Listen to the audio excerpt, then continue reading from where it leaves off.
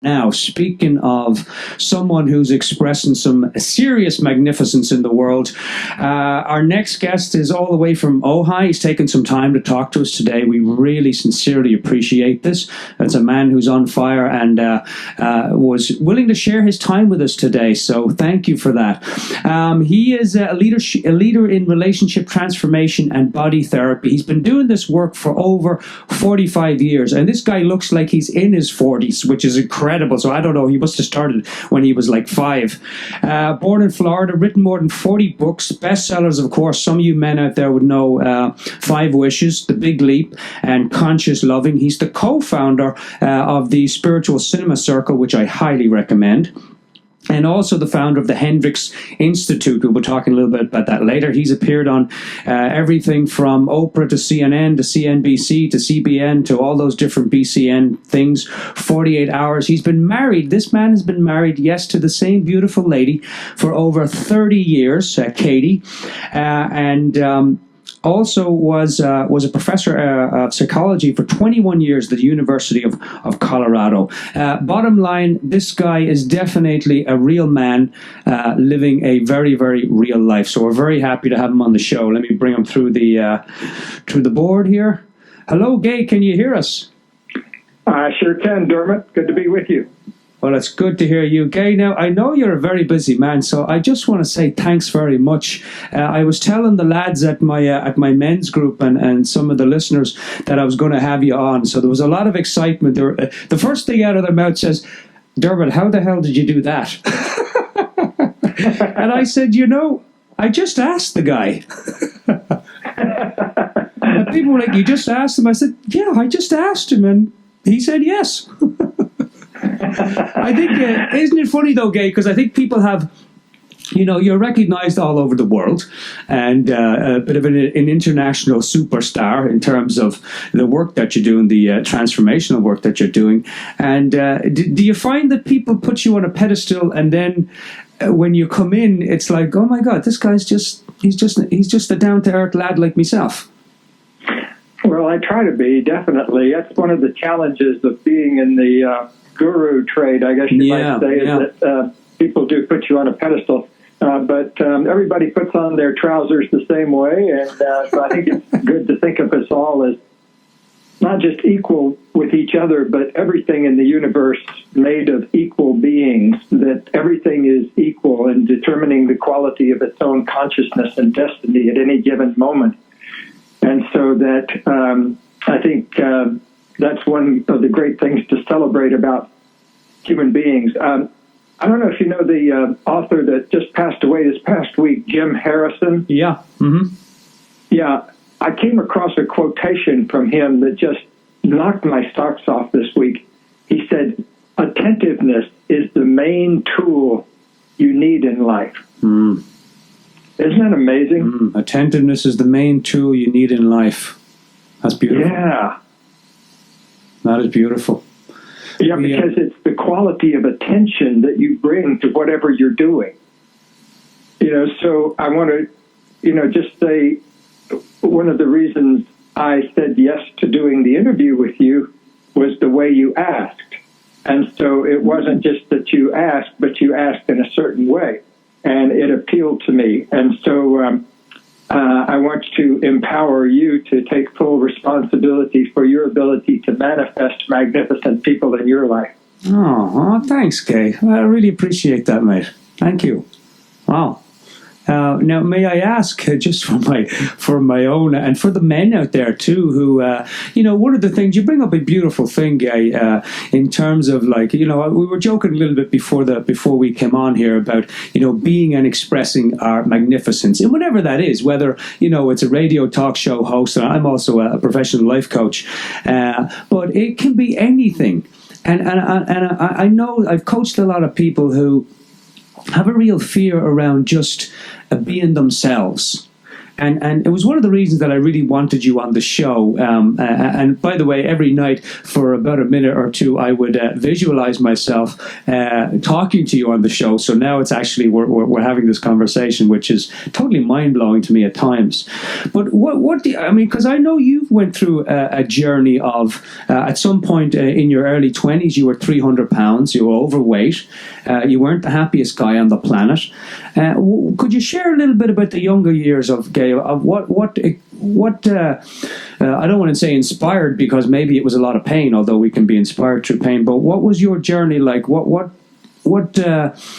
helped you to start to move into something bigger than yourself?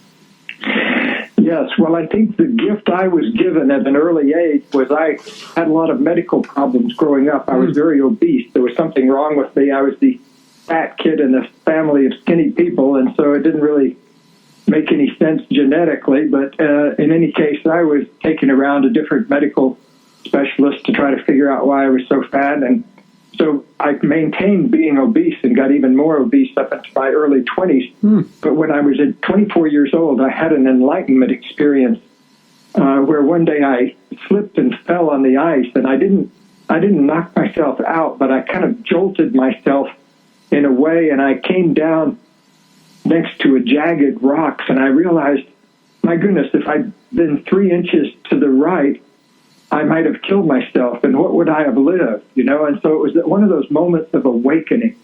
And I just laid there on the ice. I was walking at the time on a little country road in New England when I slipped and fell. And so I lay there for a couple of minutes just in the quiet and stillness of the winter afternoon. And during that time, I had an experience of seeing down through the different levels of myself. Like I could see how my muscles were very tense, and my muscles were very tense because at another layer, I was feeling all of these feelings that I didn't know how to express. I was feeling angry, and I was feeling scared, and I was feeling sad, and I was feeling a yearning for a different kind of life, but I couldn't express any of that because it was buried deeply down in there.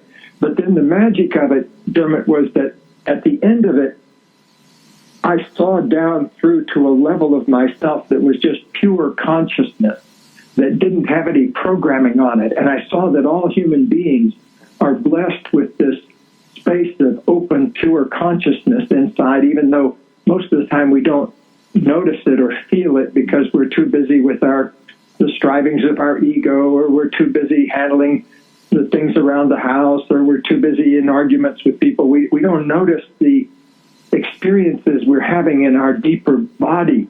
And one of the deeper experiences we can have, if not the deepest, is that experience of pure consciousness in yourself that has no programming on it. And so during this couple of minutes when I was lying there on the ice, I felt that pure consciousness, and I realized, oh, I can redesign my life from here because there's no programming here.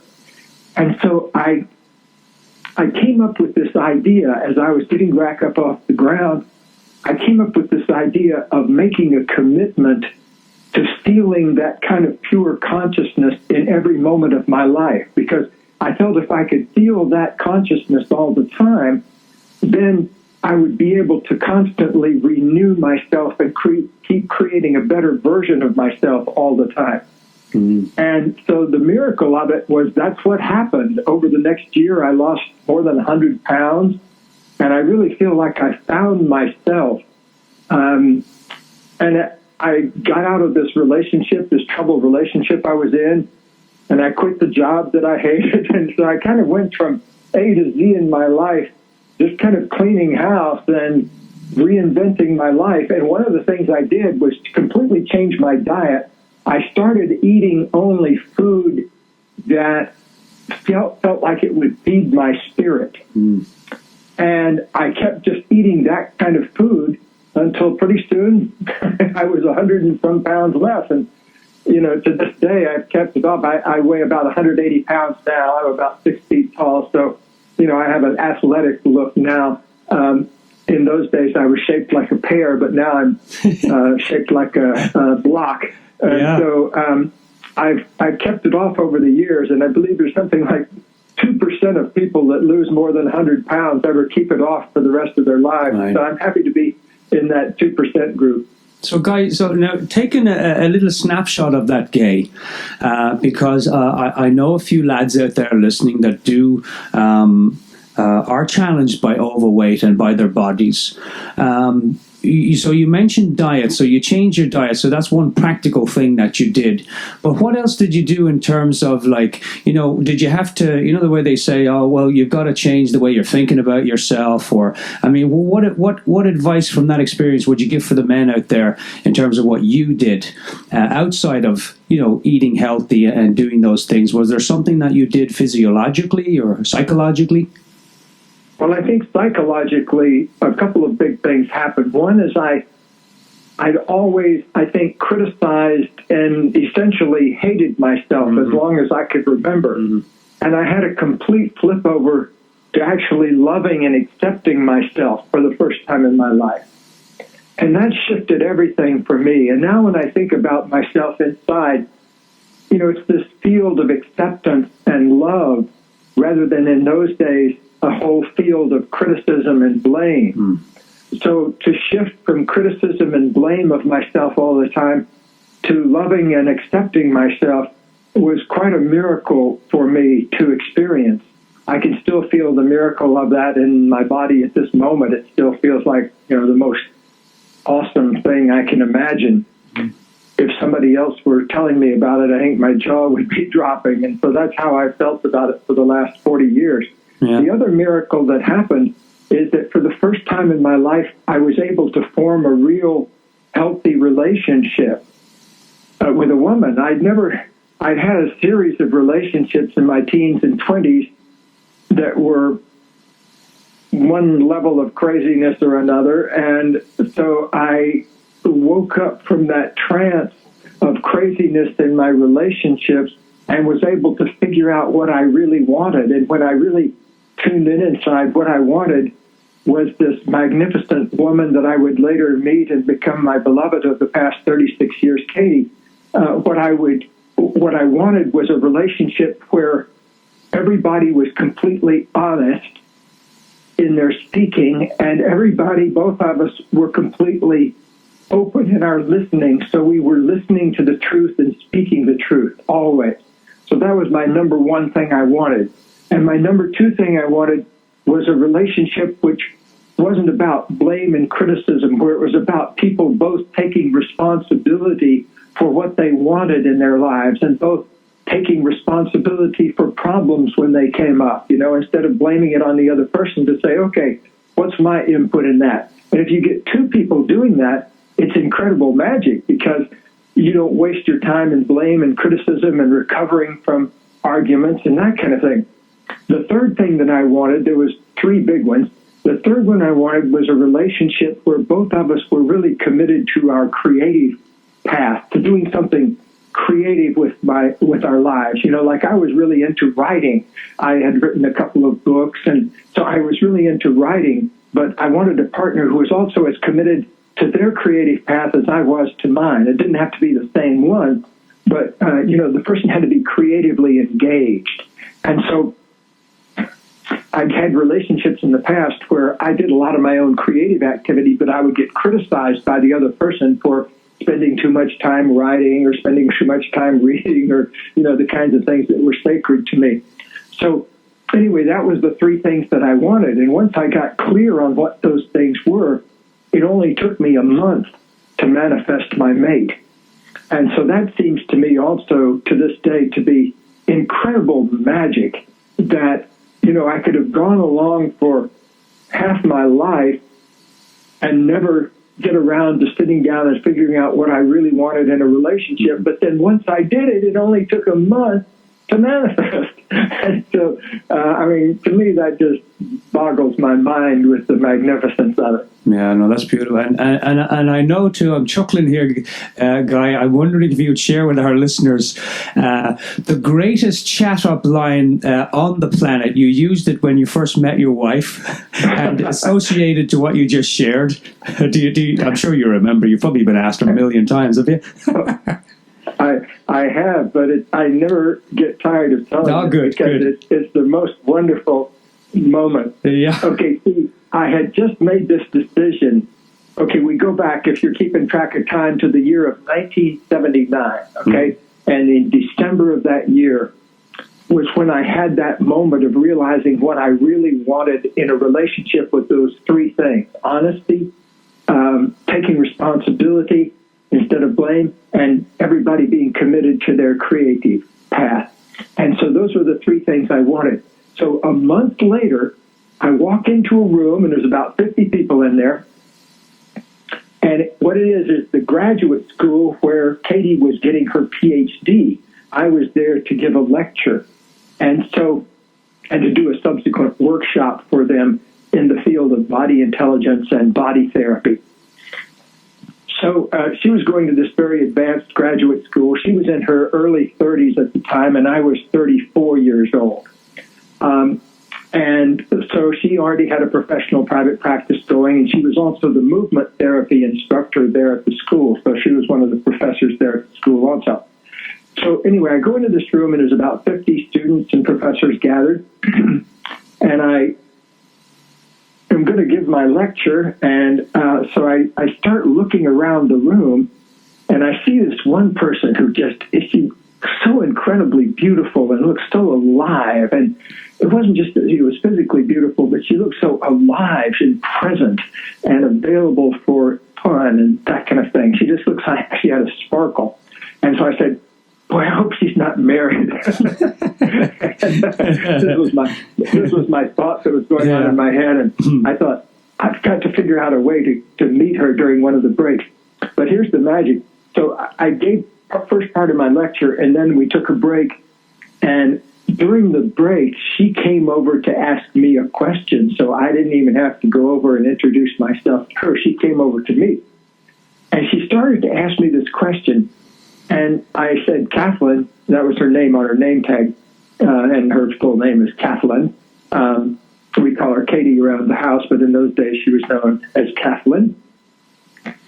And so I said, Kathleen, may I interrupt you for a moment? And I said, I've just got to tell you, I'd be happy to answer your question, but I've just got to tell you, I feel very attracted to you. And I would like to ask you out for a cup of coffee, but 3 requirements. I just made a decision that I want only a relationship where both people are committed to being honest and where both people are committed to taking full responsibility for their lives and where both people are committed to their creative path. So on those terms, would you like to go out and have a cup of coffee with me? Now, Guy, I think you had her at, I feel attracted to you. I think you could have even just stopped there and she would have given you a hug. Hey, now I've got a question for you related to that. Now, you've been married for 30 plus years to Kathleen, and some people are married and some people are happily married. And I would imagine that you're happily married. At least that's what I've read and heard from you. In terms of the relationships out there, Guy, how does your wife Kathleen, how does she help you to be a real man, to be a better man? Oh, what a beautiful question. And it's nice to hear her real name said out loud, Kathleen. We started calling her Katie, actually, because talk show hosts kept mispronouncing her name. They would introduce her as Catherine or Caitlin or something like that. In fact, she had her name mispronounced once by Oprah Winfrey on Oprah's show before she corrected it. And so... Anyway, once you've had your name mispronounced by Oprah Winfrey, you really want to look around for an alternate. So we began calling her Katie for short, and because her initials are KT, Kathleen Thatcher Hendricks, and so we called her KT, and that became Katie. Anyway, she helps me in every possible way.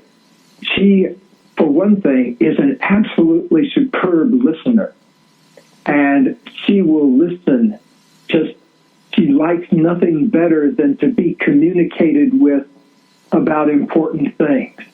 And so I grew up in a family where people were often shamed for their feelings, particularly the 2 boys were often shamed if we cried or something like that.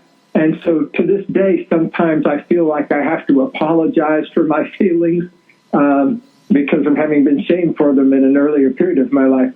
But Kathleen, if I get emotional about something, she comes right to me and, puts her hand on me and listens carefully to whatever I'm talking about. And it's the most wonderful environment. It's very empowering because it allows me to be everything that I am and feel everything that I feel. Sometimes I do feel sad about things in my life or things in the world nowadays, or sometimes things happen to people, like I just learned recently of a friend's death, and, this touched me. And so there are these things that go on emotionally in my life, and I feel like Katie makes it so that those things are welcome. And so that's incredibly empowering to me. Also, she's, she also, remember that quote I said from Jim Harrison about attentiveness is the main tool you need in life. She can pay attention.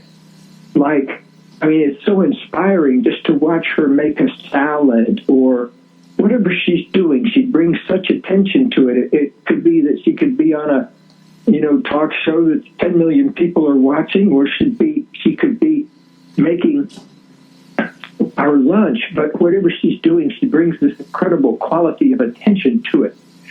And I've learned a lot from that. Just the paying attention to life, what's happening, regardless of whether it's a big thing or a little thing.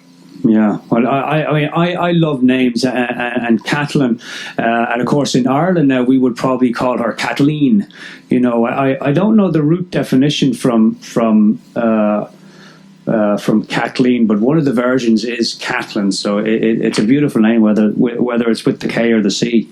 I also asked that question, Guy, because I hear you talk a lot about using the relationship. So in your relationship, there's no blame, there's no shame, and you talk about this. Having this truth, telling the truth in all aspects of the relationship, even when the guy or the man is feeling like, hey, right now I'm peed off or I'm angry, but usually we don't, as men, we don't express our feelings, and we sure as heck don't express our fears. When something comes up, we'll tend to get, and I'm generalizing here, but we tend to get angry with the missus. Instead of, you're talking about something else. You're talking about, instead of sharing, hey, you did this and you did that I beat off about that. I hear you talk a lot about sharing the feelings behind that, sharing the fear behind that. Would you talk a little bit about that? Because that seems very scary to me as a man, to share, what I'm afraid of, as opposed to just getting angry and then running out the door. Again, a very astute question, Dermot. I appreciate the quality of the questions you're asking, because like our great poet Walt Whitman said, it's the quality of the question, the beauty, the question that brings forth the beauty of the answer. See, every time you're angry about something, you're also scared about something and sad about something. Oh. Mm-hmm. So men in our culture often learn that it's okay to express anger, beating on our chests and whatever, yelling and screaming and all that kind of stuff. But what we often don't learn is the importance of being able to say, I'm sad, or being able to say, I'm scared right now, or I don't know the solution right now. I don't know what to do. It's so important for men to admit our powerlessness, not to mount a pretense all the time of being stout fellows. That we need to be. We're all John Wayne era. Exactly. Well, that's the era I grew up in, and I embodied a lot of those kinds of things to my detriment. But interestingly enough, once I got into relationships, many people, when they leave relationships, they always talk about how they couldn't be themselves, or they couldn't express their feelings, or they couldn't get listened to. And I don't want to make those mistakes in relationship. I want to make sure that we be honest with each other and and listen to each other carefully, generously, instead of listening for criticism. Yeah. Well, I'd like to be the advocate now for the listeners for a second, Gay, and bring something from my own life and just hear about how you would take me through that, or what you would say to me. So, one of the things in my relationship is, I grew up in a very crazy family, and there wasn't any expression of love or any of that type of stuff. So I've had to learn that for myself, to express my feelings as a man in my relationship, and it can be very challenging for me, and I know that it's challenging for men. What do I do when like last week I'm with the missus and I get triggered? She says something that I don't like, and all of a sudden now I'm angry at her. I'm not angry at myself, I'm angry at her. So take it from there now. We've just had an argument. We're shouting at each other. And of course, I don't want to shout at the missus, but I'm angry and I'm not myself. So take it from, I'm angry and now she's upset. What do we do from that point on, Gay? Okay, you take a 12-inch journey from your head down to your heart. Yeah. Okay, and you get out of your head, and you simply say the unarguable truth. Like in that moment, you were feeling angry, but also check out down in your chest and your belly, because those are the zones of sadness and fear. And like I said, anytime you're angry, you're also scared about something. You're sometimes sad about it too, but just check with fear for a moment. Like in that moment, what are you afraid of? Well, I know for me now, my and your wife said it beautifully, my throat and my shoulders and my neck, they tighten up like you get a towel and you tighten it. That's what it feels like in those moments. Yes, and what do you think you're afraid of? What do I think I'm afraid of? Gosh, that is a good question. Check down in your belly. What am I afraid of? What is the worst thing that can happen in this situation? My girlfriend would be so upset that either we wouldn't resolve it or she'd leave me. Okay, so the worst thing that could happen is you wouldn't be able to resolve it and she would leave you. Yeah. And I even say, as I'm saying that now, I'm listening to myself, that really the core of it is that it wouldn't be resolved, because I saw a lot of that growing up, that just things were always put under the carpet.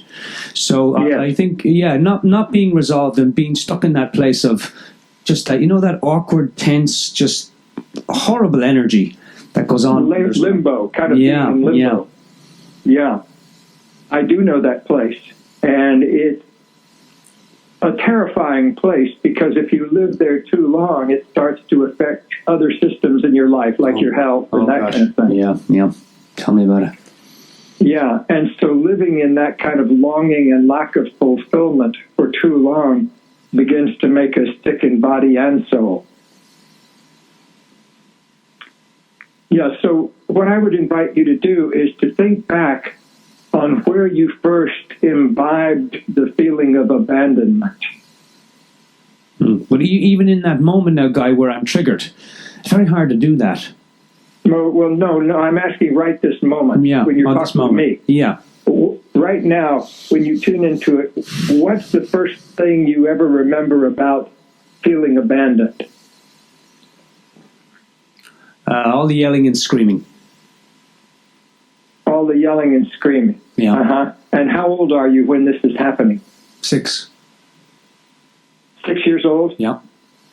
Yeah. And so that was a kind of a dawning for you of kind of realizing that all these people were crazy and there was no way you were going to get your needs met. Exactly. Yeah. And so you see how you would project that onto your girlfriend. When you get under stress, you go into that place of everybody's crazy and there's no way I can get my needs met here. Yeah, absolutely. Yeah, talk to her about that part of it. That will help get to the source of these kinds of issues so you don't just keep yelling at each other. Yeah, yeah. So having the courage, and I say courage because that's what I feel I need to be able to just share my my vulnerability, my fear, because I want my girlfriend to know or think it, that I have it all together, and I don't as a man, and one of the things I'm learning as a man is that I don't have it all together, and you so beautifully said at the start, it's okay to share that with the missus. Yes, well, I think that's important. Like, well, noting your charming accent, do you fancy a pint of Guinness now and then? I used to, Guy. I one of the detriments of learning to meditate is that smoking and drinking went away. Well, I quit smoking 40 years ago, but I still enjoy a pint now and then. Yeah. I like a good cup of tea, Guy. I'm a big gay. I'm a good cup of tea fan. Okay, good. Well, just imagine sitting down with a good cup of tea with her and saying just what you said to me. Like, I am learning so much about how much I don't know and how I try to keep it all together and pretend to have it all together, when half the time I don't even know what I'm doing. Yeah. And, talk to her about that level of fear and anxiety and weakness in your body. And pretty soon you'll find that those things become no big deal. So you're saying, Guy, that because the process that goes on in my head and maybe a few of the lads out there is that if I share this with her, she's going to think I'm weak and that I can't provide for the family or for the relationship. I mean, is that just crazy thinking? Yes, and it's based on an old paradigm, something you imbibed when you couldn't think for yourself before you were 6 years old. Right. So let's get back to finish this other little piece here, Guy, where I'm in the room, I'm triggered, I'm angry. Should I be heading for the door or should I be heading for her? No, you should be heading for her with your mouth open and your heart open and talking about what's real in your body. Right now, my stomach is so tight. Right now, my heart is hurting so much. Right now, my shoulders are aching. I feel so sad right now that we're not connected. Those kinds of communication. Wow. Yeah. That's a whole different ballgame than you did this and you said that. Yes, anytime you say the word you in an argument, it's like throwing a rock. Yeah, and there's nothing good can come of that, Guy. No. There's nothing good can come of that. Wow. Even that piece there is, I think just even hearing it from a fellow man that, hey, instead of doing this, try this. And of course, this is what you've done in your relationship. Now, I'm sure that wasn't an easy road for you to start down. No, I mean, it was tremendously scary at first. And it's scary for so many people, like I remember a conversation with a man. I was talking to him about this very issue of abandonment, and he'd been abandoned at a very early age by the death of his parents. And so, through no fault of his own, he was cast into a whole different world that he didn't want to be in. And so later on in adult life, I asked him one time in a session to open up and simply experience that abandonment. And he said, I can't do that. And I said, well, have you ever had any really scary experience? I wanted to kind of help him build a template for maybe being able to communicate about it. And I said, have you ever had a really scary experience in your life? And he said, yes, I've been in 2 airplane crashes that I walked away from. He was a pilot. Wow. And so twice he'd crashed airplanes and walked away from them. And so here, just savor the irony of that, Dermot. Here's a guy that it's hard for him to experience a feeling like being abandoned, but the feeling of crashing an airplane is not that big a deal. So that puts things in perspective. Wow. So it's an act of real courage, an act of real open-hearted commitment to life on anybody's part when they open up to embracing all of these old feelings that we carry around inside ourselves. Yeah. Would you bundle all them up, those feelings, Gay, as just fear? I mean, is that basically what we're talking about here? Well, I think of it as an amalgam of all of those unfelt feelings. Fear is the main one, but there are echoes of sadness and echoes of anger and echoes of disappointment and echoes of rejection and echoes of shame. All of those things spread out from that big central ball of fear that many of us carry around down in the center of our body. You mentioned in one of your talks, fear is frozen fun. What does that mean, Gay? Sorry. Well, if you think about it, if you think about that big ball of energy in your belly that tightens up when you're really scared, what's it made out of? Well, it's made out of kind of the butterfly sensations. It's made out of the pulling sensation of muscle tension, and it shortens your breath so that you have difficulty taking a deep breath because all of those belly parts of your body and even your pelvis are all tightened up. So you can't really take a full breath. So when you're really scared, you're also starved for breath. So the very first thing you got to remember to do is take a few breaths and kind of open up a relationship with that part. Because if you keep on holding your breath, what you'll do, you'll eventually pass out, and then nature itself will take over, and you'll wake up a while later, and you'll feel like kind of a truck hit you, but you will have survived. But the more conscious way to process that is to be with the fear with your breathing as much as you can. Open up your heart to your feelings, love yourself, accept yourself for having them, and also let your breath participate with them so that you can actually feel what you're feeling and be with what you're thinking. Because if your feeling is blocked, your thinking gets stirred up and agitated and too fast and chaotic, and so you can't think straight until you get a few breaths down in your body.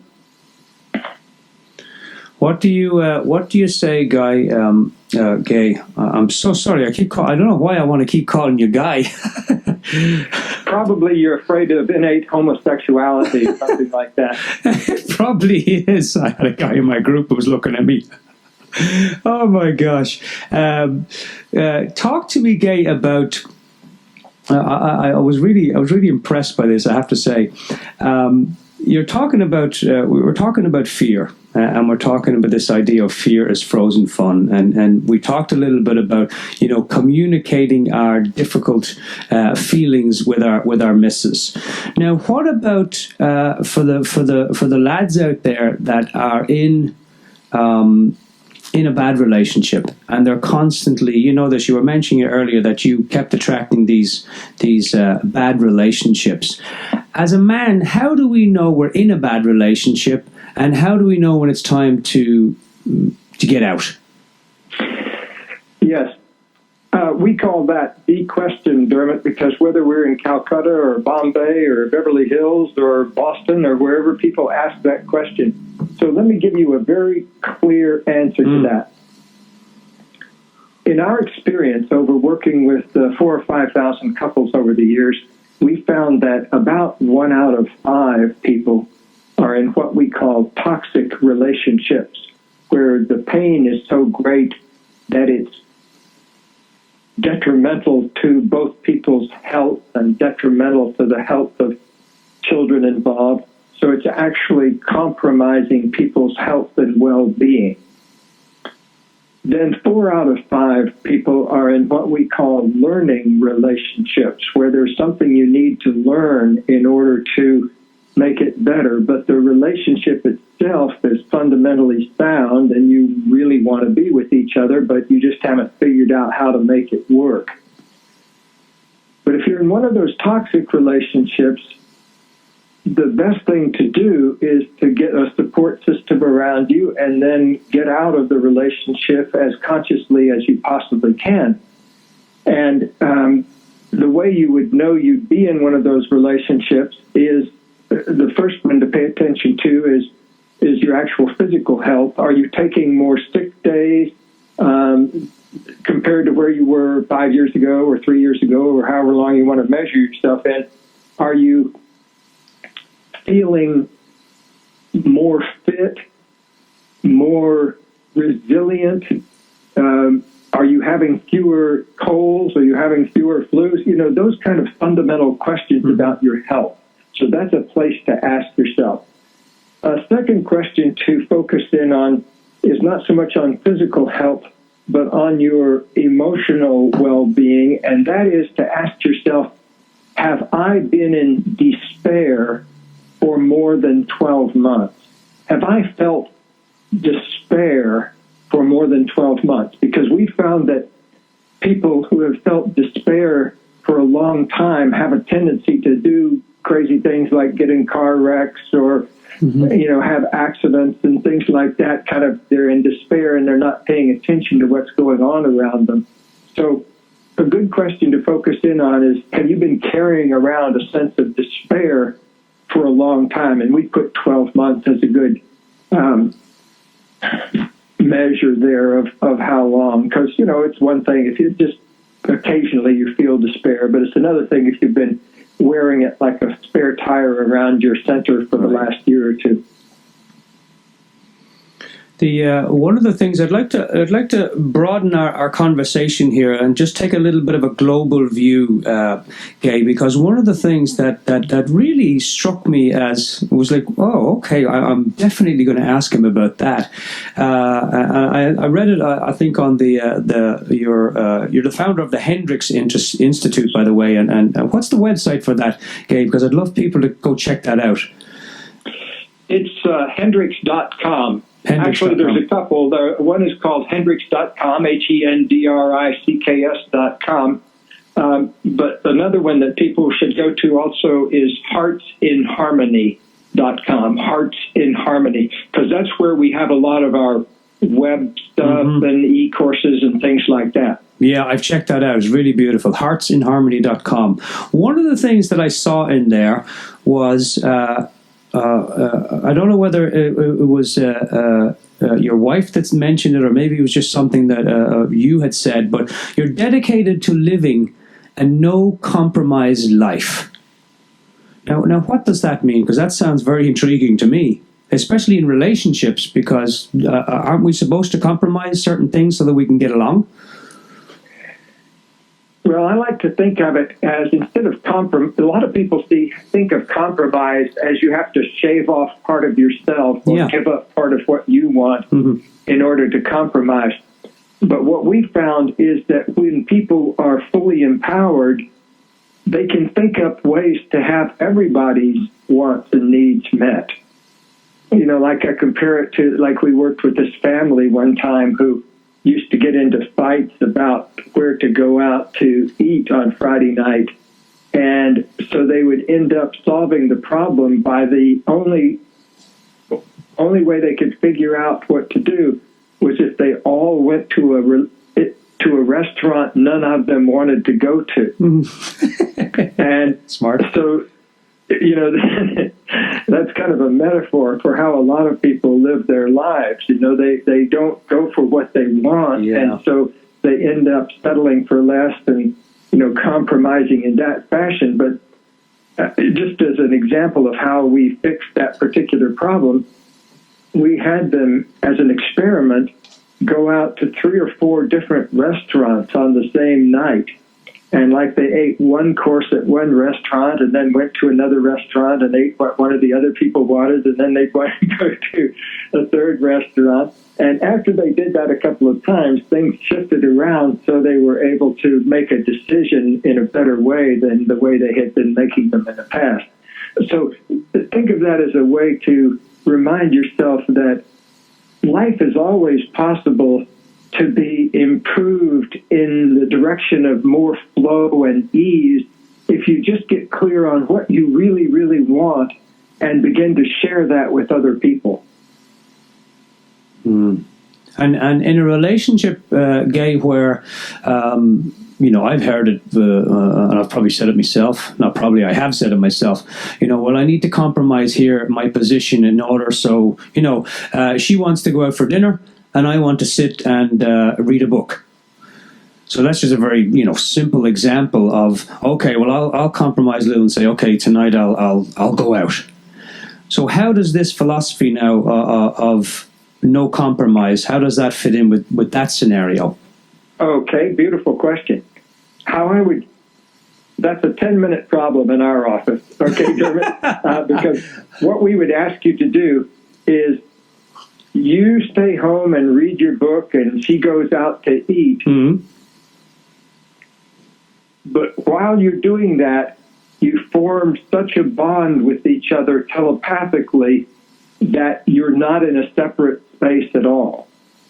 You're in relationship even though the other person is eating by themselves and you're reading by yourself.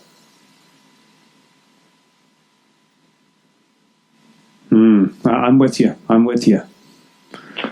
All right, there's your quick solution. And by the way, I'm due out on the golf course here in the not-too-distant future, and so we have this beautiful day where I'm itching to get out there and swing my clubs. So if you've got another question or two, let's do that. Otherwise, I'd like to kind of get out there and warm up a little bit. You got it, absolutely. We appreciate your time today, Gay. If you could hold on to, we'll wrap up with two little questions we'd like to ask. If you could hold on to one memory from your life forever, what would it be? I would say the experience of looking into Catherine's eyes and asking her to marry me, and her eyes lighting up and her saying yes. What's the one activity, Gay, that you do that brings you the most joy and balance?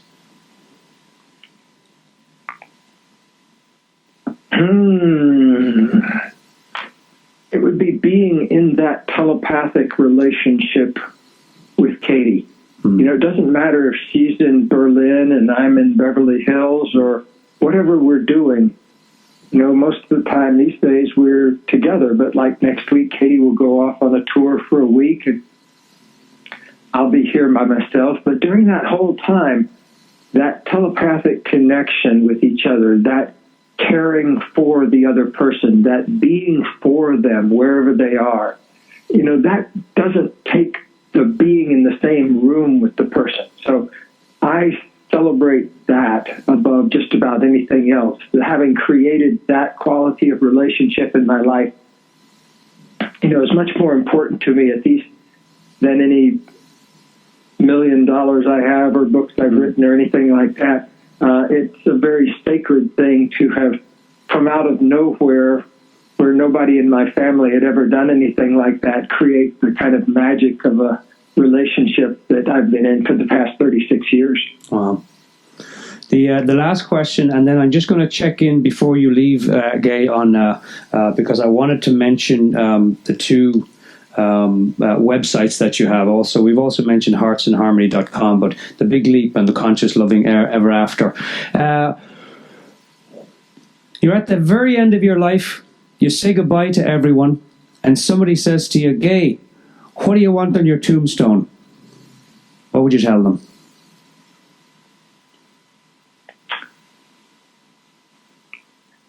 I would say wonder with an exclamation point. Beautiful, beautiful. Okay, thank you so much for your time today. There's a few little highlights I just wanted to mention, and please add anything. Your book, the bestseller, The Big Leap, definitely recommend that to all the men out there. Conscious Loving Ever After. Who would be interested in that book, Gay? That's a book that just came out this past fall, and it's for everybody over 40 years old. It's about relationships in the second half of life. The big important thing in that book is what you need to do to create, if you're not in a relationship, what you need to do to create a magical relationship for the second half of your life. Or if you're in the relationship, you are in now, how to make that relationship, turn it into a glowing, shining work of art in the second half of your life. Beautiful. Beautiful. And can we get that book at heartsinharmony.com, or is there another website? Well, I think those books should, get them wherever you get books, Amazon or your local bookseller. Wonderful. The e-courses and things like that, you can get them best at heartsinharmony.com. Also, one of our main ebooks called Learning to Love Yourself is available there at heartsinharmony.com too.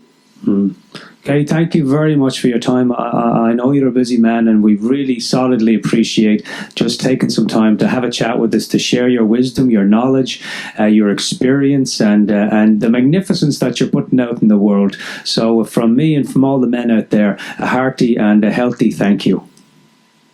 You're very welcome. Take care of yourself. Enjoy the rest of the day, Gay. Thanks, Dermot.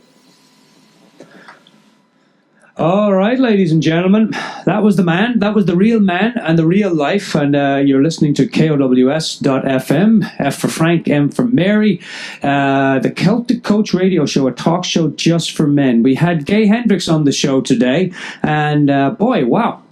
The time flies. I don't know where it goes. It feels like 10 minutes, and it's already been 45 minutes of an interview.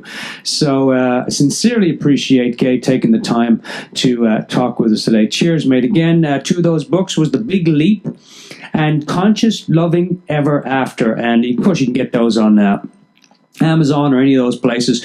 And the website, Hearts in Harmony website, is heartsinharmony.com. There's a lot of videos on there, and I highly recommend it. A lot of wonderful relationship stuff on there with himself and his beautiful wife.